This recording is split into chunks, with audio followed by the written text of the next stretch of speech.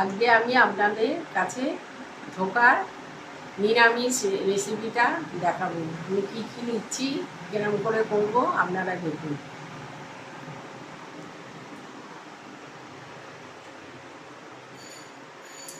এই যে আমি ছোলার ডাল, এইটা মানে 3 ভাগ আমি ছোলার ডাল ভিজিয়েছি আর 1 ভাগ মটর ডাল ভিজিয়েছি। 250 মতো নিয়েছি সব শুদ্ধ নিয়ে। এই ছোলার ডালটা আমি এই মিক্সিতেই পিসবো। এর মধ্যে আমি এই আদা দেব, 2-3টে কাঁচা লঙ্কা দেব,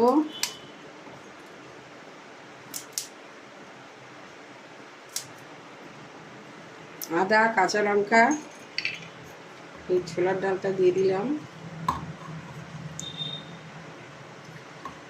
আমি মিক্সিতেই সব পিসি।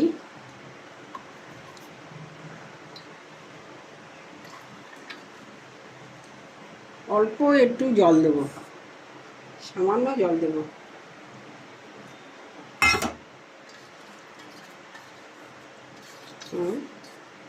আর আমি লবণ দিয়ে দিই, আন্দাজ মতন লবণ দিলাম। আর একটু হিং দিয়ে দেবো।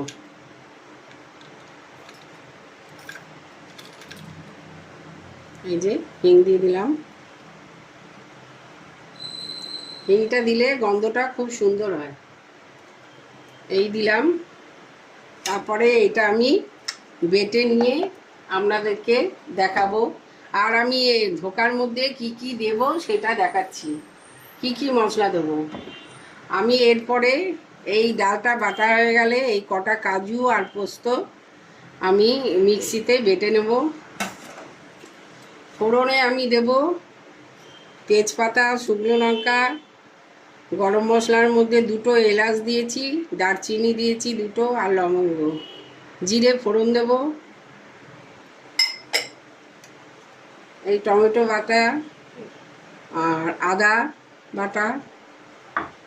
আর আমি গুঁড়ো মশলা ব্যবহার করি। সব গুঁড়ো মশলাগুলো আমি এর মধ্যে আগে ভিজিয়ে রাখবো। ভিজিয়ে রাখলে গুঁড়ো মশলাগুলো তাহলে বাটা মশলার মতনই স্বাদ লাগে। এই যে আমি ওই হাফ চামচ মতন হলুদ দিলাম,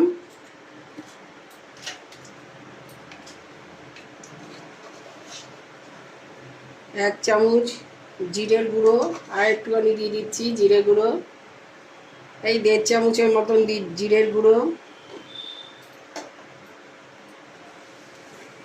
আর শুকনো লঙ্কার গুঁড়ো 1 চামচ দিলাম। আর দেবো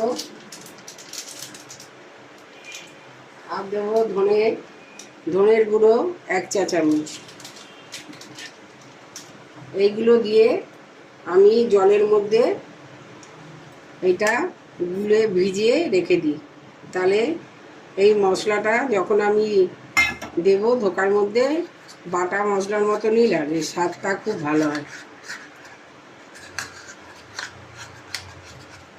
এটা গুলে রেখে দিলাম। এখন আমি ডালটা এর মধ্যে পিষে নিয়ে তারপর আপনাদের আমি দেখাচ্ছি। আমার মিক্সিতে পেস্টটা হয়ে গেছে। এটা পুরো পেস্ট মানে আদা মতন করেছি, কেননা ধোকাটা তো হবে। খুব প্লেন করে আমি এটা বাটিনি। এটা দেখতেই পাচ্ছেন এটা একটু ইয়ে আছে, কয়েকটা ভাঙা ভাঙা আছে। এবার এটা আমি পেস্টটা এর মধ্যে ঢেলে দিলাম।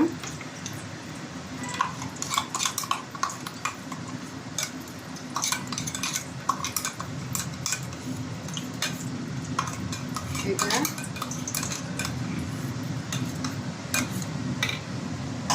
আমি কড়াইটায় অল্প একটু তেল দিলাম,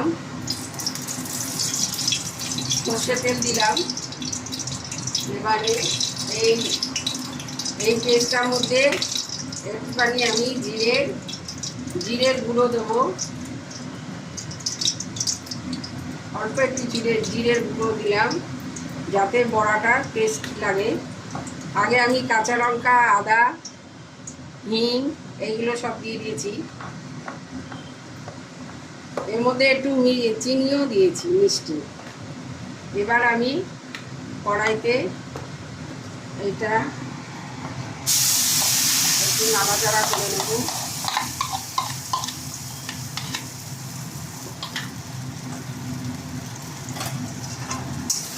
অল্প একটু তেল দিয়ে করতে হয়।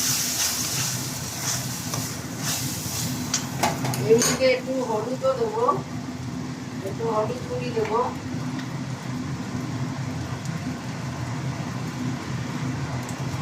অল্প একটু সামান্য হলুদ দিলাম।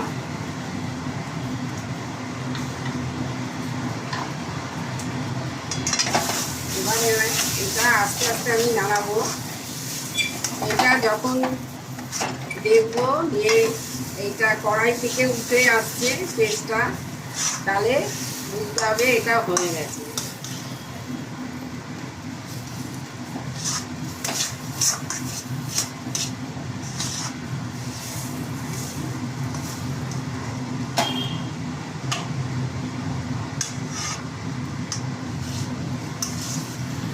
এটা বেশিক্ষণ লাগে না।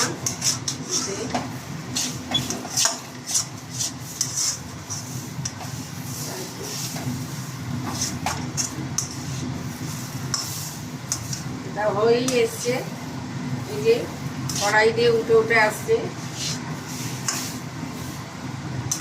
আর একটু নাড়িয়ে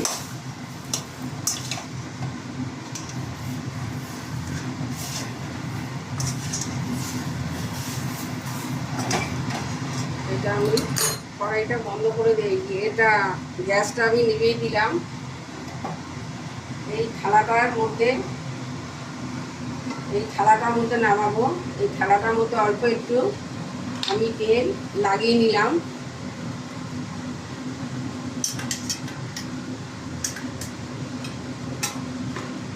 এটার মধ্যে আমি এটা এবারে ঢালছি।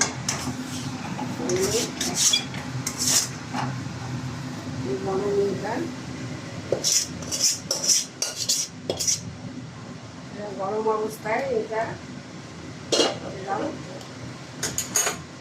ফাটিয়ে দিতে হবে।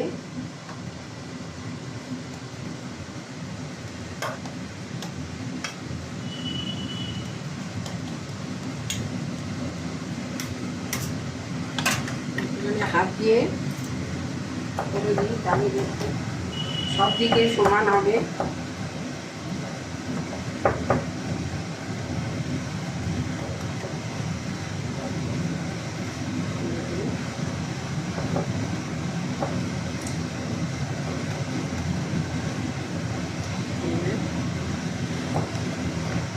এটা দেখুন, এটা এরকম হয়েছে। আমি এরপরে আর একটু বাদে এটা আমি ছুরি দিয়ে কেটে নেব। এরপর আমি এই ডাল বাটার ইয়েতেই আমি এই পোস্তটা কাজুটা এবারে পেস্ট করে নেব।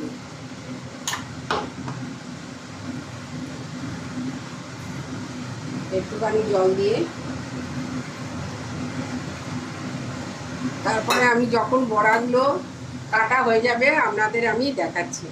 আমি কত করে এটা পেস্ট করে নিই। আমার কাজু আর পোস্তটা এই যে পেস্ট হয়ে গেছে। এবার আমি এই বড়াগুলো এটা বড়ার আকারে, মানে ধোকার আকারে আমি কেটে নিচ্ছি আস্তে আস্তে।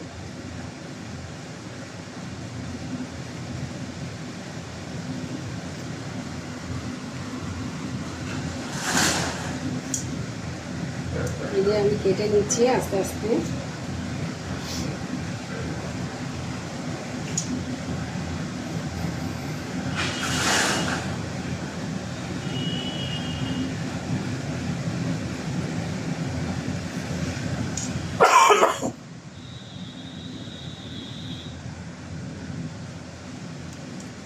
আমার কাটা হয়ে গেছে।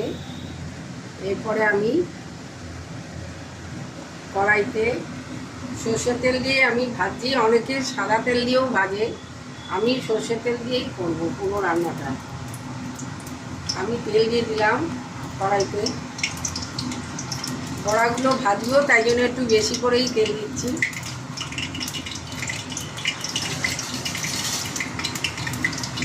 তেলটা গরম করে এই দেখুন আমি যেহেতু সর্ষের তেল এর মধ্যে লাগিয়ে রেখেছিলাম, এই ইজিতেই সব বড়াগুলো এই দেখুন উঠে গেছে, সবই উঠে যাবে। দেখতে কত সুন্দর হয়েছে। আমি এক এক করে এর মধ্যে ছাড়বো এখন।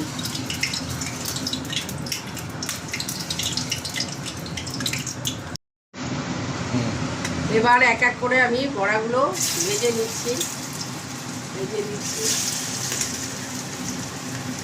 বড়াগুলো সব ইজিতে উঠে গেছে।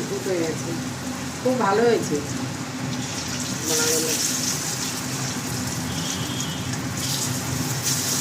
আমি একটু লাল লাল করে এটা ভাজবো।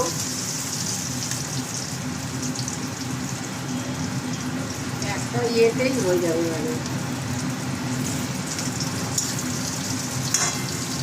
এই কটা বাকি, এই কটা আগে ভেজে নিই। একটা পিঠ হয়ে যাক, তারপরে আর একটা পিঠ দেখাচ্ছি উল্টে। আমার বড়া ভাজাগুলো সব হয়ে গেছে, এই লাল লাল করে আমি ভেজে নিয়েছি। এবার কড়াইতে আমি আরও একটু সর্ষে তেল দিয়েছিলাম। এই এক এক করে কি কি দেবো দেখুন। আমি ফোড়নে এই শুকনো লঙ্কা দিলাম একটা, তেজপাতা দিলাম একটা, জিরে ফোড়ন দিলাম অল্প করে, এই গরম মশলাগুলো দিয়ে দিলাম। এটা একটুখানি গরম মশলা এইগুলো একটুখানি ভাজা হয়ে গেলে এরপরে আমি এই আদা দিলাম, টমেটোটা দিয়ে দিচ্ছি আস্তে করে, একটু আদাটা হয়ে যায়। এরপরে আমি টমেটোটা দিয়ে দিচ্ছি।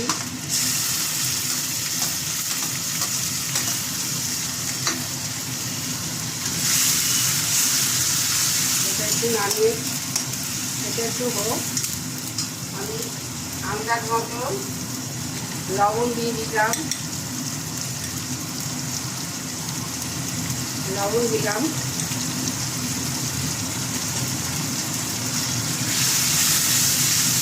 একটু আদার কাঁচা ভাবটা চলে যাক, তারপরে এই মশলাগুলো দিয়ে দেবো। এই যে আমি মশলা সব ভিজিয়ে রেখেছিলাম, সেই মশলাগুলো সব দিয়ে দিলাম।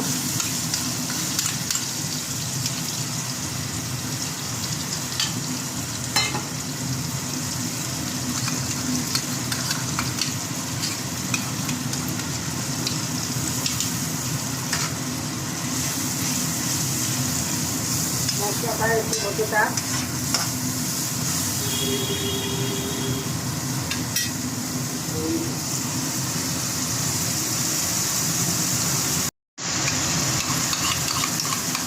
আমি 1 চামচ দই একটু কেটে নিয়েছি, দইটা দিয়ে দিলাম।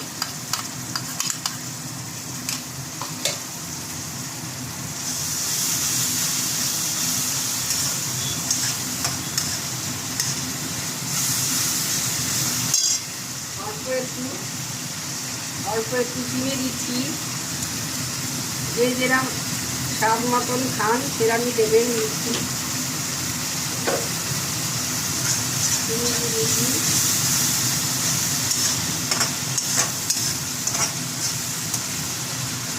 আমার মশলা দিয়ে তেল চাপটা আরম্ভ করেছে। এরপরে আমি এই পোস্ত বাটাটা দেবো, তার আগে আমি এই কটা কাঁচা লঙ্কা দিয়ে দিলাম। এই পোস্ত বাটাটা এই যে কড়াইয়ের মধ্যে ডাল লেগেছিল, সেই ডালের একটু জল দিয়ে এর মধ্যে ঢেলে রেখেছিলাম, এর মধ্যে পোস্তটাও দিয়ে দিলাম। পোস্ত দিয়ে বেশিক্ষণ নাড়বো না আমি, তাহলে পোস্ত আর কাজুটা দিয়ে দিলাম। এই দিয়ে বেশিক্ষণ নাড়বো না, তাহলে পোস্তর টেস্টটা নষ্ট হয়ে যায়। এইভাবে আমি যেরমভাবে করছি, যা যা দিয়েছি এরমভাবে ধোকাটা করে দেখবেন একবার, খেতে খুব টেস্টি হয়।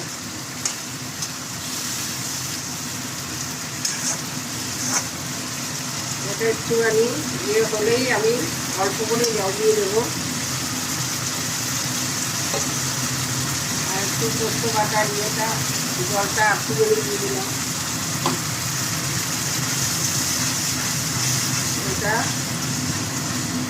একটু হয়ে গেলেই এর মধ্যে জল দেবো, তারপর ফুটে উঠলে এক এক করে বড়াগুলো ছেড়ে দেবো।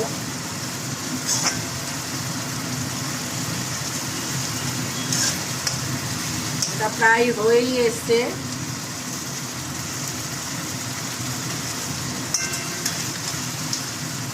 দেখুন একটুখানি ফুটলে আমি কাঁচা ভাবটা যাতে না থাকে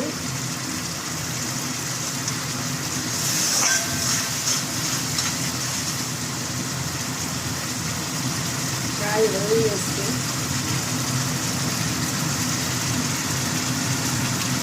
এরপর আমি এর মধ্যে এবারে জল দিয়ে দিচ্ছি, অল্প করে জল দেবো।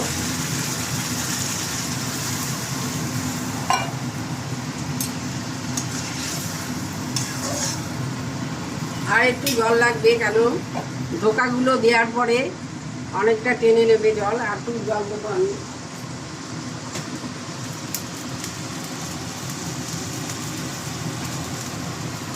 আর একটু জল দিয়ে দিচ্ছি,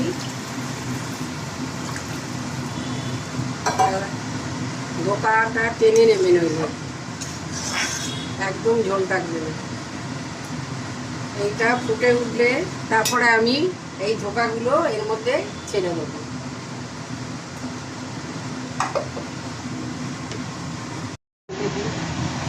বড়াগুলো এবারে, এই ধোকাগুলো এবারে এর মধ্যে সব আমি এক এক করে দিয়ে দিচ্ছি আস্তে আস্তে।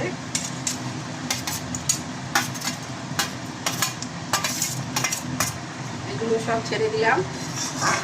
এবার এটা এই 1-1.5 মিনিট ফুটে উঠুক, ফুটলে ধোকাগুলোর মধ্যে একটু এই ঝোলের রসগুলো যাবে। 1-1.5 মিনিট ফুটলে তারপরে আমি এর মধ্যে একটু গরম মশলা দেবো অল্প, আর 1 চামচ ঘি দিয়ে নামিয়ে দেবো।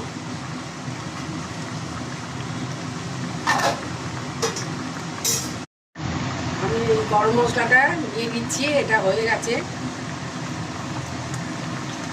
গরম মশলা দিয়ে দিলাম।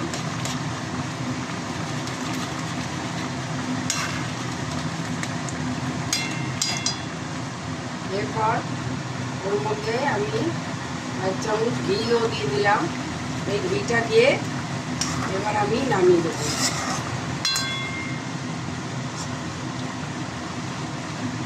আমার ঘি গরম মশলা দেওয়া হয়ে গেল। এবার এইটার মধ্যে আমি এই ধোকার কারিটা এবার নামিয়ে দেবো। আপনারা এইভাবে আমি যেরম যেরম করে করলাম, যা যা মশলা দিয়েছি এরমভাবে করবেন, খেতে খুব ভালো লাগে এইভাবে করলে। এবার আমি নামিয়ে দিচ্ছি। আমি একটু ঝোল রেখেছি, কেননা এই ধোকাগুলো আর একটু বাদে এইগুলো তো অনেক টেনে নেবে আস্তে আস্তে। এটা দেখুন